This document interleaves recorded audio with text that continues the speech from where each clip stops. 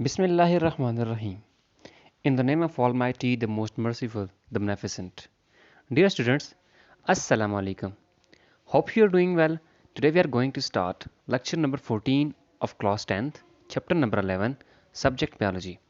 And this lecture is prepared by Usman Mehboob. Before starting a video, please like and subscribe our channel and press the bell icon to get new updates.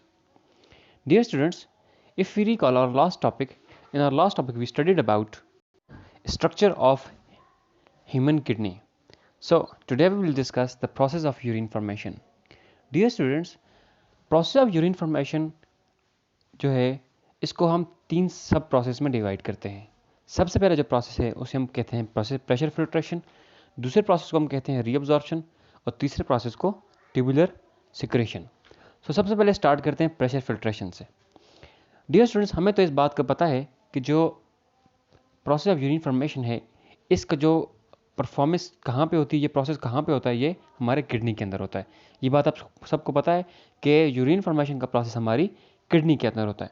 तो चलिए kidney से हम start करते हैं कि किस तरह. ठीक है,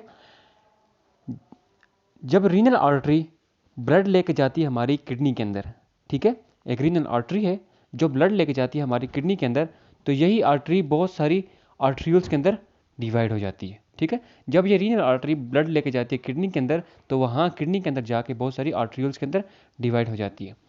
फिर हर आर्ट्रियोल फर्दर डिवाइड होती है into small capillaries of glomerulus के अंदर. ठीक है, कि रीनल आर्टरी किडनी के अंदर की वो आर्ट्रियोल में डिवाइड हुई, फिर आर्ट्रियोल फर्दर डिवाइड हुई स्मॉल कैपिलरीज ऑफ ग्लोमेरुलस के अंदर किडनी के अंदर. ठीक है ना, किडनी के अंदर गई और ये फर्दर डिवाइड होती गई और आखिरकार ये स्मॉल कैपिलरीज ऑफ ग्लोमेरुलस के अंदर डिवाइड हो गई. ठीक है, फिर जब रीनल आर्टरी से ब्लड जाता है स्मॉल कैपिलरीज ऑफ ग्लोमेरुलस के अंदर तो वहाँ ब्लड का प्रेशर क्या हो जाता है, ज़्यादा हो जाता है. ठीक है, तो वहाँ ब्लड का प्रेशर क्या हो जाता है, ज़्यादा हो जाता है. ठीक है ना, कि when blood reaches the glomerulus it's pressure is very high.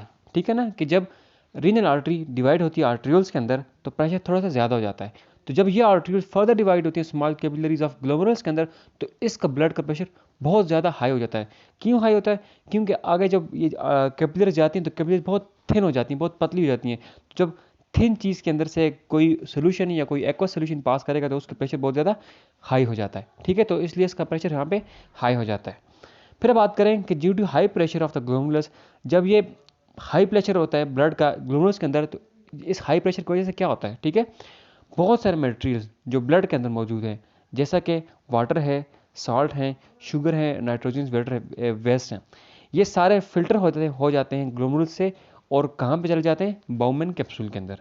ठीक है ना, क्या हमने बात की कि जब आर्ट्रियोल्स फर्दर डिवाइड होती हैं स्मॉल कैपिलरीज ऑफ ग्लोमेरुलस के अंदर तो उस वक्त इस ब्लड का प्रेशर बहुत ज़्यादा हाई हो जाता है. तो हाई ब्लड प्रेशर की वजह से क्या होता है कि ब्लड के अंदर जो मटेरियल्स हैं जैसे कि साल्ट है, वाटर है, नाइट्रोजन वेस्ट हैं, ये सारे फिल्टर हो जाते हैं ग्लोमेरुलस से और कहाँ पे चले जाते हैं, बाउमैन कैप्सूल के अंदर. ठीक है, as this filtration take place due to the pressure of blood in the glomerulus this process is called pressure filtration.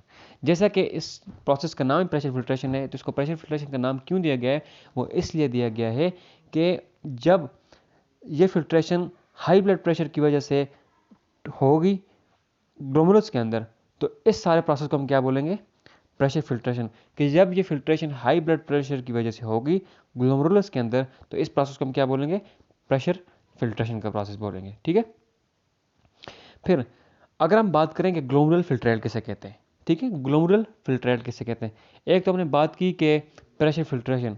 ठीक है, अब हम बात करेंगे कि प्रेशर फिल्ट्रेशन के अंदर जो चीज़ ग्लोमेरुलर के अंदर मौजूद है जब वो फिल्टर होगी तो उसे हम ग्लोमेरुलर फिल्ट्रेट क्यों कहेंगे. ग्लोमेरुलर फिल्ट्रेट क्या है, ठीक है, the filter material collected in the glomerulus is called glomerular filtrate. कि जो मटेरियल ग्लोमेरुलस के अंदर फिल्टर होगा, ठीक है ना, जो मटेरियल ग्लोमेरुलस के अंदर फिल्टर होगा तो उस मटेरियल को हम क्या बोलेंगे, ग्लोमेरुलर फिल्ट्रेट. ठीक है, अब blood cell and plasma protein are not filtered because they are in larger in size. ठीक है, जिस तरह हमने बात की कि प्रेशर फिल्ट्रेशन के अंदर जो नाइट्रोजनस वेस्ट है, वाटर है, साल्ट्स हैं और दूसरे थोड़े जो माइक्रो सोल्यूशंस हैं वो फिल्टर हो जाते हैं हाई ब्लड प्रेशर की वजह से, लेकिन ब्लड प्लाज्मा, ब्लड सेल्स और प्लाज्मा प्रोटीन्स ये फिल्टर नहीं होते। क्यों नहीं होते? क्योंकि इनका जो साइज़ है वो लार्ज होता है। Due to larger in size they can not be filtered. ठीक है, ये बात हमने पढ़ ली। नेक्स्ट हम स्टडी करेंगे वो है रीअब्जॉर्प्शन को, कि रीअब्जॉर्प्शन किसको कहते हैं।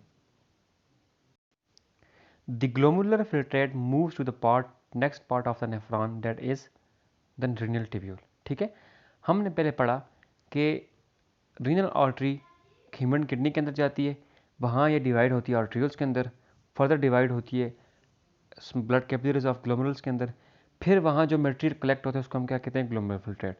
अब ये जो ग्लोमेरुलर फिल्ट्रेट है ये नेक्स्ट पार्ट में जाएगा। ठीक है, नेक्स्ट पार्ट में इसलिए जाएगा क्योंकि इसके अंदर जो थोड़े बहुत ज़रूरी जो नमकियात हैं, ज़रूरी जो एक्वा सोल्यूशन है, अब उसको भी तो क्या करना है? फिल्टर करना है। ठीक है, अब वो किस तरीके से फिल्टर होगा? ये मतलब कि जो मटेरियल हमारे ब्लड के अंदर मौजूद है वो फर्दर क्या होगा? वो फिल्टर होता जाएगा, फिल्टर होता जाएगा, फिल्टर होता जाएगा, और बिल्कुल प्योर ब्लड हमारे पास निकल जाएगा उसमें से, जो हमारी बॉडी के लिए इस्तेमाल होता है। ठीक है, अब the glomerular filtrate move to the next part of the nephron that is renal tubule. ठीक है, फिर वही जो ग्लोमेरुलर फिल्ट्रेट था वो अब नेक्स्ट पार्ट में चला गया नेफ्रॉन के, जिसे हम क्या कहेंगे? रीनल ट्यूब्यूल कहेंगे। ठीक है, अब जो ये रीनल ट्यूब्यूल है ये स्मॉल ब्लड कैपिलरीज के इसके इर्द गिर्द घूमी हुई है। ठीक है ना, ये जो है लिपटी हुई है किससे? स्मॉल ब्लड कैपिलरीज से। अब क्यों की हुई है? कि ब्लड कैपिलरीज का फंक्शन क्या है? कि द यूजफुल कॉन्स्टिट्यूट, ठीक है, the useful constitute of the glomerulus filtrate is reabsorb into the blood capillaries. ठीक है, तो जो ग्लोमेरुलर फिल्ट्रेट हमारे पास आया था, अब भी इसके अंदर ऐसी गुंजाइश है कि इसके अंदर अब भी जो यूजफुल मटेरियल इसके अंदर मौजूद हैं, लेकिन उन मटेरियल को भी तो क्या करना है? फिल्टर आउट करना है। तो ये जो ग्लोमेरुलर फिल्ट्रेट के अंदर जो यूजफुल मटेरियल हैं ये दोबारा ब्लड कैपिलरीज के जरिए ये क्या हो जाएंगी? फिल्टर हो जाएंगी, मतलब प्यूरीफाई होती जाएंगी, इसमें से फर्दर ये फिल्टर होते जाती हैं। अब देखते हैं कि कौन कौन से यूजफुल मटेरियल हैं। अगर हम बात करें कि वाटर की, कि some water and most of the glucose are reabsorbed from the proximal convoluted tubule. ठीक है, फिर यही हमारा जो नेफ्रॉन है इसके जो नेक्स्ट पार्ट है उसको हम क्या बोलेंगे? Proximal convoluted tubule. ठीक है, जो हमारे अब ब्लड कैपिलरीज के अंदर या ग्लोमेरुलर फिल्ट्रेट के अंदर जो हमारा वाटर है या ग्लूकोज है, अब इसको भी तो रीअब्सॉर्ब करना है। तो ये दोबारा रीअब्सॉर्ब होता है किस वजह से? कौन से पार्ट से? प्रॉक्सिमल कन्वोल्यूटेड ट्यूब्यूल से। क्या करता है? प्रॉक्सिमल कन्वोल्यूटेड ट्यूब्यूल क्या करता है कि जो हमारा फिल्ट्रेट है इसके अंदर जो वाटर है और जो ग्लूकोज है इसको दोबारा इसको रीअब्सॉर्ब कर लेता है। ठीक है, अब बात करेंगे साल्ट्स की, कि salt are reabsorb from the loop of Henle. फिर जो इसी नेफ्रॉन का जो नेक्स्ट पार्ट है उसको हम लूप ऑफ हेनले बोलते हैं। मैं आपको आगे पिक्चर में दिखाऊंगा कि जो साल्ट है वो लूप ऑफ हेनले उसको क्या करता है? उसको रीअब्सॉर्ब कर लेता है। ठीक है, फिर most of the water is reabsorb from the distal convoluted tubule and collecting duct. फिर जो वाटर पीछे बच जाता है इसके अंदर वो दोबारा एब्जॉर्ब हो जाता है किससे? डिस्टल कन्वोल्यूटेड ट्यूब्यूल से और कलेक्टिंग डक्ट से। अब देखते हैं कि किस तरह डिस्टल कन्वोल्यूटेड ट्यूब्यूल और कलेक्टिंग डक्ट इसको रीअब्सॉर्ब करते हैं। ठीक है, जिस तरह की हमने बात की थी शुरू से कि रीनल जो हमारे पास आर्टरी है वो ब्लड वो एंटर होती है उसके अंदर किडनी के अंदर, वहाँ फर्दर डिवाइड होती है आर्ट्रियूल्स के अंदर, फिर वो आर्ट्रियूल से स्मॉल कैपिलरीज ग्लोमेरुलस के अंदर, फिर ग्लोमेरुलस के अंदर से जो फिल्टर रहता है वो पास आउट होता है किसके अंदर? बाउमन कैप्सूल के अंदर। यहाँ से गया ये बाउमन कैप्सूल के अंदर। अब जो हमारा नेक्स्ट स्टॉप है पार्ट है वो है रीअब्जॉर्प्शन का, जो हमने पढ़ा अभी रीअब्जॉर्प्शन का। रीअब्जॉर्प्शन में हमने 3 पार्ट पढ़े। ठीक है, proximal convoluted tubule, distal convoluted tubule और loop of Henle. Proximal converted tubule का हमने क्या फंक्शन बताया कि प्रॉक्सिमल कन्वर्टेड ट्यूब्यूल क्या करती है? ये हमारी बॉडी जो हमारा फिल्ट्रेट है इसके अंदर से वाटर और ग्लूकोज को क्या करता है? ये एब्जॉर्ब कर लेता है। ठीक है, इसके अंदर जो एब्जॉर्ब वाटर और ग्लूकोज होता है इसको एब्जॉर्ब करता है। फिर इसके पीछे जो डिस्टल कन्वोल्यूटेड ट्यूब्यूल है, डिस्टल कन्वोल्यूटेड ट्यूब्यूल क्या करता है? ये हमारी जो फिल्ट्रेट है इसके अंदर से वाटर को और दूसरा जो मटेरियल है इसको क्या करता है? ये एब्जॉर्ब करता है। डिस्टल कन्वोल्यूटेड ट्यूब्यूल क्या करता है? ये वाटर को दोबारा एब्जॉर्ब करता है, साथ कलेक्टिंग डक्ट मिलकर क्या करती है? इस वाटर को दोबारा एब्जॉर्ब कर लेती है। फिर बात रहेगी लूप ऑफ हेनले की। ये जो लूप ऑफ हेनले है ये हमारी जो ग्लोमेरुलर फिल्ट्रेट है उसके अंदर जो थोड़ा बहुत सॉल्ट्स वगैरह रह चुके हैं ये उसको भी क्या कर रहा है? यहाँ से एब्जॉर्ब कर लेता है। तो ये हमने पढ़ा कि रीअब्जॉर्प्शन के अंदर क्या होता है कि हमारे जो ग्लोमेरुलर फिल्ट्रेट के अंदर जो थोड़ा बहुत मटेरियल बाकी बच जाता है उसको दोबारा एब्जॉर्ब करने में ये जो नेफ्रॉन के फर्दर पार्ट्स हैं ये काम करते हैं। ठीक है, अब हम बात करेंगे ट्यूबुलर सिक्रीशन की, कि ट्यूबुलर सिक्रीशन में क्या होता है, किस तरह हमारा जो बाकी जो मटेरियल रह चुका है या यूरिन फॉर्मेशन यहाँ पे किस तरह होती है। तो ये हम ट्यूबुलर सिक्रीशन को पढ़ते हैं। ट्यूबुलर सिक्रीशन के अंदर क्या होता है कि जब हमारा यूज़फुल मटेरियल दोबारा रीअब्जॉर्ब हो जाता है, ठीक है ना, कि जब हमारा यूज़फुल मटेरियल रीअब्जॉर्ब होता है ग्लोमेरुलर फिल्ट्रेट के अंदर से, जब वो ब्लड के अंदर चला जाता है, ठीक है, हमने पढ़ा था ना कि रीअब्जॉर्प्शन के अंदर जो यूज़फुल कॉन्स्टिट्यूट हैं, यूज़फुल मटेरियल है, वो दोबारा रीअब्जॉर्ब हो जाता है ब्लड के अंदर। तो बाकी पीछे जो वेस्ट मटेरियल बच जाता है, जैसा कि सॉल्ट बच जाते हैं, हाइड्रोजन बच जाते हैं, आयंस बच जाते हैं, यूरिया बच जाता है। तो ये जो वेस्ट मटेरियल है ये सारा जाके दोबारा ऐड हो जाता है किधर, रीनल ट्यूब्यूल के अंदर, ठीक है ना। ये दोबारा जाके ऐड कहाँ पे होता है, रीनल ट्यूब्यूल के अंदर। अब ये देखें कि जितना भी वेस्ट मटेरियल यहाँ से सारा बचता है तो ये दोबारा सारा कहाँ पे जाता है, इस रीनल ट्यूब्यूल के अंदर दोबारा ऐड हो जाता है, ठीक है। कि जब हमारा यूजफुल मटेरियल ग्लोमेरुलर फिल्ट्रेट के अंदर से ब्लड के अंदर दोबारा एब्जॉर्ब होगा और पीछे जो बच जाएगा सारा वेस्ट मटेरियल, साल्ट्स, आयंस और हाइड्रोजन और यूरिया, ये सारा वेस्ट मटेरियल है। तो ये जो वेस्ट मटेरियल है ये सारा ऐड हो जाएगा दोबारा जाके किस में, ब्लड कैपिलरीज के अंदर, ठीक है। तो ब्लड कैपिलरीज से अंदर से जाके ये दोबारा ऐड हो जाएगा किस में, रीनल ट्यूब्यूल के अंदर, ठीक है ना। कि जब ये सारा waste material like salts, hydrogen, ions and urea दोबारा ऐड हो जाएंगे रीनल ट्यूब्यूल के अंदर, तो इस प्रोसेस को हम क्या बोलेंगे, ट्यूबुलर सिक्रीशन। मैं यहाँ इसको डिफाइन करता हूँ कि when useful material are reabsorb from glomerular filtrate into the blood and some waste material like salts, hydrogen, ions and urea are again added to the from the blood capillaries to the renal tubule, ठीक है ना। This step is called tubular secretion. मैं फिर दोबारा बताता हूँ कि जब हमारे ग्लोमेरुलर फिल्ट्रेट के अंदर से यूजुअल मटेरियल ब्लड के अंदर दोबारा एब्जॉर्ब हो जाएगा और पीछे जो वेस्ट मटेरियल बच जाएगा, ठीक है, वो जाके रीनल ट्यूब्यूल के अंदर ऐड हो जाएगा, ठीक है ना। वेस्ट मटेरियल रीनल ट्यूब्यूल के अंदर दोबारा जाके जब ऐड होगा तो इस प्रोसेस को हम क्या बोलेंगे, ट्यूबुलर सिक्रीशन। ट्यूबुलर सिक्रीशन का प्रोसेस, ठीक है ना। फिर जिस तरह हमने पढ़ा प्रेशर फिल्ट्रेशन का, रीअब्जॉर्प्शन का, ट्यूबुलर सिक्रीशन का, ठीक है, कि आफ्टर जब प्रेशर फिल्ट्रेशन हुई उसमें से कुछ जो यूजफुल कॉन्स्टिट्यूट थे एब्जॉर्ब हुए, ठीक है। फिर रीअब्जॉर्प्शन के अंदर फिर दोबारा जो यूजफुल मटेरियल था वो रीअब्जॉर्ब हुआ। फिर ट्यूबुलर सिक्रीशन के अंदर फिर दोबारा जो यूजफुल मटेरियल था वो ब्लड के अंदर एब्जॉर्ब हुआ, जो पीछे साल्ट्स, आयंस वगैरह ये वेस्ट मटेरियल सारा बच गया। कि जब प्रेशर फिल्ट्रेशन के बाद, रीअब्जॉर्प्शन के बाद और ट्यूबुलर सिक्रीशन के बाद जो पीछे वेस्ट बचता है, ठीक है, जो पीछे एक फिल्ट्रेट बच जाता है, ठीक है, रीनल ट्यूब्यूल के अंदर, उसको हम क्या बोलते हैं, यूरिन, ठीक है ना, यूरिन। कि after pressure filtration, reabsorption and tubular secretion the filtrate present in the renal tubule is called urine, ठीक है ना। कि जब प्रेशर फिल्ट्रेशन के अंदर जो प्रोसेस हुआ, यूजफुल मटेरियल अब्जॉर्ब हुआ, ब्लड के अंदर गया, जो ग्लोमेरुलर फिल्ट्रेट बच गया वो आ गया नेफ्रॉन के फर्दर पार्ट में, फिर उसको फर्दर फिल्टर किया गया, उसके अंदर से फिर जो यूजफुल कॉन्स्टिट्यूंट थे, पार्ट थे, उसके दोबारा एब्जॉर्ब हुए, जो पीछे वेस्ट बच गया वो आया ट्यूबुलर सिक्रीशन के अंदर। फिर ट्यूबुलर सिक्रीशन के प्रोसेस के अंदर दोबारा जो इंपॉर्टेंट मटेरियल था वो दोबारा रीअब्जॉर्ब हुआ, जो पीछे वेस्ट बच चुके थे वो अब रीनल ट्यूब्यूल के अंदर चले गए। जब ये सारा वेस्ट पीछे रीनल ट्यूब्यूल के अंदर चला जाता है तो उस फिल्ट्रेट को हम क्या बोलते हैं, यूरिन बोलते हैं, ठीक है ना।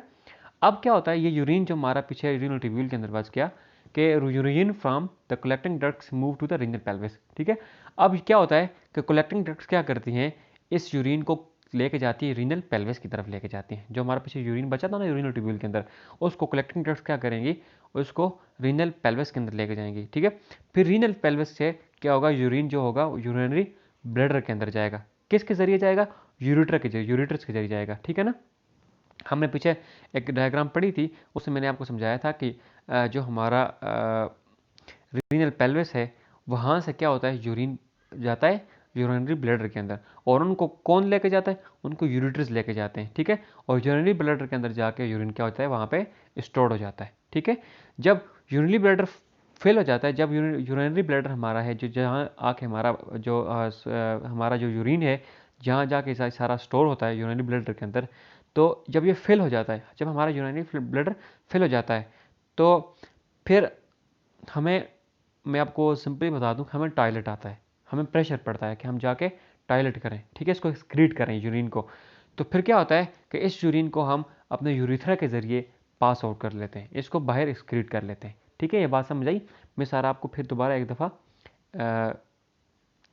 थोड़ा सा समराइज़ कर लेता हूँ कि हमने क्या पढ़ा। ठीक है, हमने पढ़ा कि प्रोसेस ऑफ यूरिन फॉर्मेशन किस तरह, यूरिन किस तरह बनता है। इसमें हमने 3 प्रोसेस पढ़े। सबसे पहले हमने पढ़ा प्रेशर फिल्ट्रेशन, फिर पढ़ा रीअब्जॉर्प्शन, फिर पढ़ा ट्यूबुलर सिक्रीशन। प्रेशर फिल्ट्रेशन के अंदर हमने क्या पढ़ा कि हमारी जो आर्टरी, रीनल आर्टरी है, ये ब्लड लेके जाती है, इस ब्लड के अंदर बहुत सारा मटेरियल होता है, वेस्ट मटेरियल होता है। ये ब्लड जब किडनी, ये रीनल आर्टरी जब किडनी के अंदर जाती है तो ये आर्ट्रियोल्स के अंदर डिवाइड होती है, फिर आर्ट्रियोल्स डिवाइड होती हैं फर्दर स्मॉल कैपिलरीज ऑफ ग्लोमेरुल्स के अंदर, फिर वहाँ प्रेशर, हाई ब्लड प्रेशर पड़ता है, जिसकी वजह से उसके अंदर से जो मटेरियल है, यूजफुल मटेरियल, वो अब्जॉर्ब हो जाता है, जो वेस्ट मटेरियल है उसको हम क्या कहते हैं, ग्लोमेरुलर फिल्ट्रेट। फिर ग्लोमेरुलर फिल्ट्रेट क्या होता है, आगे आता है किस में, नेक्स्ट पार्ट में, रीअब्जॉर्प्शन के प्रोसेस के अंदर। रीअब्जॉर्प्शन के प्रोसेस के अंदर क्या होता है, दोबारा वो डिस्टल कन्वर्टेड ट्यूब्यूल होती हैं, दूसरा कलेक्टिंग डक्ट्स होती हैं, ठीक है, लूप ऑफ हेनले, ये क्या करते हैं, उसके अंदर से फिर जो यूजफुल मटेरियल को अब्जॉर्ब कर लेते हैं, जो पीछे वेस्ट मटेरियल बच जाता है वो आगे ट्यूबुलर सिक्रीशन के अंदर चला जाता है। ट्यूबुलर सिक्रीशन के अंदर प्रोसेस के अंदर क्या होता है कि दोबारा जो इंपॉर्टेंट यूजफुल मटेरियल्स हैं वो दोबारा रीअब्जॉर्ब जाते हैं, और पीछे जो वेस्ट बच जाता है वो रीनल ट्यूब्यूल के अंदर जाता है, और रीनल ट्यूब्यूल के अंदर से कलेक्टिंग डक्ट उसको लेके जाती है रीनल पेल्विस के अंदर, रीनल पेल्विस के अंदर से यूरिन रीनल ब्लैडर के अंदर, जो हमारा यूरिनरी ब्लैडर के अंदर आता है, यूरिनरी ब्लैडर के अंदर आके हमारा यूरिन स्टोर हो जाता है, वहाँ से यूरिथ्रा के जरिए हम इसको बाहर एक्सक्रीट कर लेते हैं। ये हमने पढ़ा प्रोसेस ऑफ यूरिन फॉर्मेशन। ठीक है, आगे एक इन्फॉर्मेशन है कि डू यू नो कि किस तरह हमें ये प्रेशर आता है और किस तरह हम इसको एक्सक्रीट करते हैं, कौन से मसल्स ऐसे हैं जो हमें हेल्प करते हैं कि हम अपने प्रेशर को एक्सक्रीट करें। ठीक है, बात की गई है कि a ring of sphincter muscles near the junction of the urethra and the urinary bladder controls the urine in the bladder. ठीक है, कि आपको पता होगा कि आपकी जो यूरिथ्रा है, जहाँ से आप अपने टॉयलेट को एक्सक्रीट करते हो, वहाँ ऊपर 2 मसल्स होते हैं। ठीक है, जो आपका एक्सक्रीशन पार्ट नहीं, जहाँ से आप छोटे पेशाब को मतलब एक्सक्रीट करते हो, मेल फीमेल दोनों, तो वहाँ ऊपर एक पार्ट होता है, उसको एक मसल्स होते हैं, 2 टाइप के मसल, 2 मसल्स होते हैं। ठीक है, जिन्हें हम क्या बोलते हैं, स्फिंक्टर्स मसल। ठीक है, स्फिंक्टर्स मसल्स। ये स्फिंक्टर मसल्स का क्या फंक्शन है कि ये स्फिंक्टर मसल क्या करते हैं, हमारे हमारे यूरिन को रोकते हैं और बाहर एक्सक्रीट करने में हमें हेल्प करते हैं। कि ये जो मसल्स हैं हमारे स्फिंक्टर मसल्स, ये क्या करते हैं कि यूरिन के जो हमारा प्रोसेस है, यूरिन का एक्सक्रीट होने का प्रोसेस, बाहर निकालने का प्रोसेस, इसको कंट्रोल करते हैं कि कब हमें यूरिन आएगा, हम उसको कितने टाइम तक कंट्रोल कर सकते हैं और कब इसको हमने एक्सक्रीट करना है। ठीक है, when about 3 to 4 ml urine in the collected in the bladder we need to discharge it। ठीक है, जब हमारे यूरिनरी ब्लैडर के अंदर 300 से 400 ml तक यूरिन इकट्ठा हो जाता है, तो हमें ज़रूरत पड़ती है कि हमें छोटा टॉयलेट आता है, हमें उसको ज़रूरत पड़ती है हमें इसको बाहर एक्सक्रीट करें। ठीक है ना, अगर हम बात करें बेबीज़ की, तो बेबीज़ के अंदर क्या होता है, आपने देखा होगा जो छोटे बेबीज़ होते हैं 6 महीने से लेकर 1 साल तक के जो बेबी होते हैं, ये अपने पेशाब को कंट्रोल नहीं कर सकते। ठीक है, जो छोटे बेबी होते हैं, मतलब जो डेट ऑफ उनकी बर्थ से लेकर 1 ईयर तक या अप टू 9 मंथ तक, वो क्या कर सकते हैं, अपने अपने यूरिन को कंट्रोल नहीं कर सकते, तभी उनको पैम्पर पहनाए जाते हैं। क्यों पहनाए जाते हैं कि वो अपने अपने यूरिन को कंट्रोल नहीं कर सकते, अपने पेशाब को कंट्रोल नहीं कर सकते।